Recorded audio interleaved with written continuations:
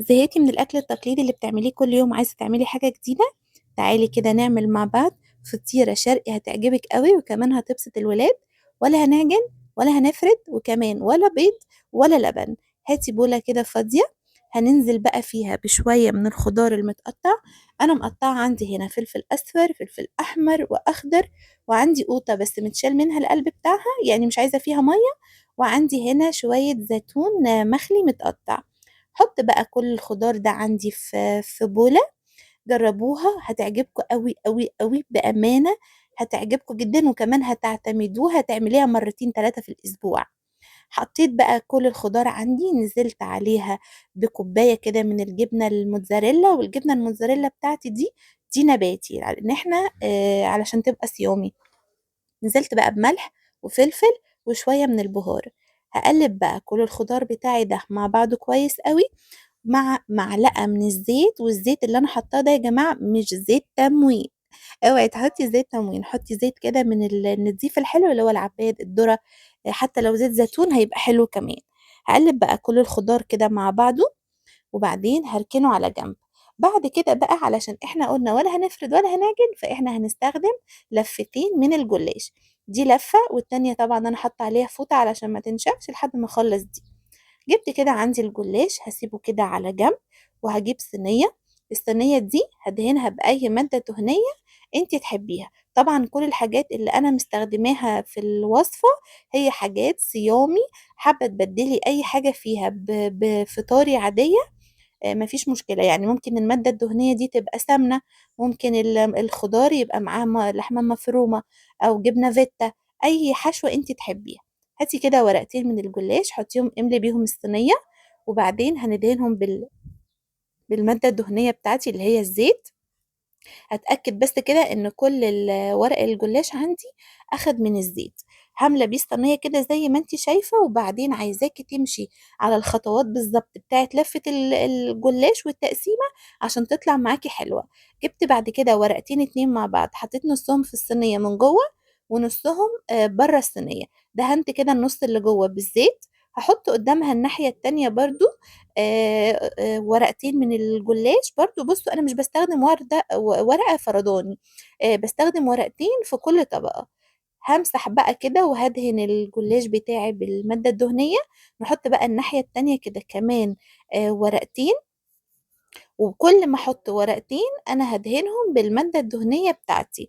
زي ما قلت لك، حابة تعملي الصينية دي فطاري مفيش مشكلة، بألف هنا. بس عايزة اقولك ان الصينية دي تحفة تحفة تحفة. ولو عملتيها بالطريقة دي مش هتعمليها ابدا ابدا بأي لحوم، وهتبقي محتاجة دايما انك تعمليها بالخضار من كتر ما هي حلوة قوي قوي وطعمها تحفة. جبت كده ورقتين تانيين ودهنتهم من الزيت بتاعي. جربيها، لازم تجربيها، تعجبك قوي على ضمانتي بأمانة. ولو ما عجبتكيش الغي متابعتي خالص، يعني انا اللي بقولك. جبت ورقتين تانيين وبرضو دهنتهم بالزيت. هفضل اعمل كده لحد ما اخلص الكمية بتاعتي كلها. حط ورقتين هنا ورقتين هنا وعكس بعض. بعدين جيت بقى حطيت ورقة كاملة، دي اللي هحط عليها الحشو. بعد ما حطيتها ودهنتها برضو بالمادة الدهنية، هنزل عليها بالحشوة القمر الاقتصادية بتاعتنا دي. انتوا عارفين كل ده ايه؟ نص فلفلاية احمر، نص اصفر، وشوية اخضر، وقطاية واحدة بس. يعني الدنيا مش مكلفة خالص صدقوني، هتعجبكم جدا. اهم حاجة بس تشيلي قلب القطاية علشان ما يبقاش ينزل مية ويبوظ معانا الجلاش بتاعنا. هعمل ايه بعد كده؟ هجيب بقى الورق اللي انا سبته بره، هتنيه كده على الحشوة بتاعتي، وكل ما اطبق ورقتين مع بعض هدهنهم كده بالمادة الدهنية بتاعتي. وهفضل اعمل كده لحد ما اخلص كل الورق، بس امشي بنظام. يعني انا جبت اللي على اليمين اخد اللي على الشمال الناحية التانية، واحدة شرق واحدة غرب، علشان تطلع معاكي متوازنة كده، مفيش حتة عالية وحتة واطية وما تستويش معاكي، عشان كلها تاخد نفس السوا. هفضل اعمل كده لحد ما اخلص الكمية كلها. ما بين كل ورقتين انا بحطهم بدهن مادة دهنية، وبحاول كده اظبط الصينية وبظبط الطروف بتاعتها زي ما انتي شايفة كده. ما تنسيش تشتركي في القناة لو انتي اول مرة تشوفيني. وتعملي كده تدوسي لايك وتشيري الوصفة دي لصحابك ولصاحباتك علشان يجربوها ويقدموها لولادهم بألف هنا، وعلشان كمان هتعجبكم قوي وكمان حلوة قوي قوي في اللانش بوكس. جربيها. هخلص كده كل الورق معايا، وانا كنت سايبة ورقتين لوحدهم كده علشان خاطر اظبط بيهم شكل الصينية من بره. ادي الورقتين اهم، كنت حطاهم على جنب كده في فوطة، ونقفل كده على الجلاش ونظبط الصينية. نجيب الطرف كده نلبسه بقى اللي تحت كده، يعني نخليه حتة واحدة كده علشان يبقى معانا الصينية كأنها حتة واحدة ومفيش طروف تطلع كده تتحرق مني في الفرن. هساوي صينية الجلاش بتاعتي وهدوس عليها دوسة خفيفة قوي بإيديكي كده، تتأكدي بس إن الدنيا كلها مسكت في بعضها. ونيجي بقى الخطوة مهمة جدا جدا. خلاص كده خلصنا الصينية، هنركنها على جنب.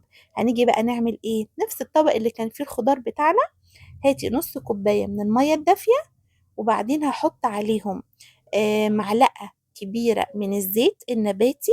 وبعد ما احط الزيت هنزل بقى نص معلقة صغيرة فلفل اسود، نص معلقة صغيرة ملح، نص معلقة صغيرة من البيكنج باودر، واخيرا مكعب خضار. ممكن تستغني عن المية لو عندك لبن جوز هند، او لو عندك اي شوربة، او كمان حليب من العادي خالص لو حباها فطوري، لكن دي علشان صيامي. دي حلوة قوي قوي قوي في توريقة الجلاش بتاعتي، بتخلي له ليه طعم وريحة وكمان بيبقى مورق قوي. هسقي بقى صينية الجلاش بتاعتي كده، اتأكد ان الصينية بتاعتي اخدت كلها من التشريبة، وكمان احاول احط على الطروف كده منساهاش علشان ما تتحرقش مني وكمان تطلع مورقة.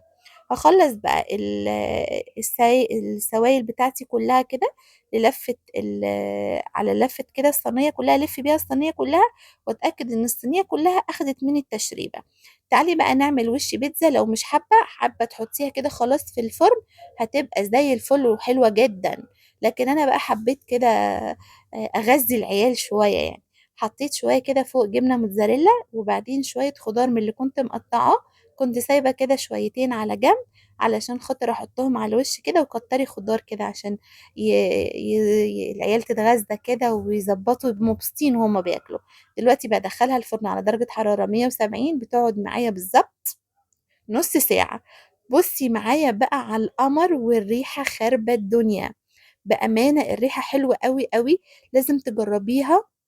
هشة قوي وطرية ومقرمشة ازاي مش عارفة يعني هي طرية قوي من بره، وكمان الحروف بتاعتها مقرمشة كده، تحس ان انت بتاكلي فطيرة شرقي معمولة بمزاج. يعني بصوا القمر قمر قمر، ريحتها خربة الدنيا، كمان شكلها يشهي، شكلها تحفة قوي. هتعجبكم جدا، لازم تجربيها. بصوا التوريقة، مش هتقدري تفرقيها ابدا عن حشوة الفراخ واللحمة، وهتعتمديها دايما قدام ضيوفك كمان، انا متأكدة. لازم تجربيها وتشيري الوصفة، وما تنسيش تدوسي لايك وتشتركي في القناة لو عجبتك الوصفة، ان شاء الله هتعجبك لما تعمليها.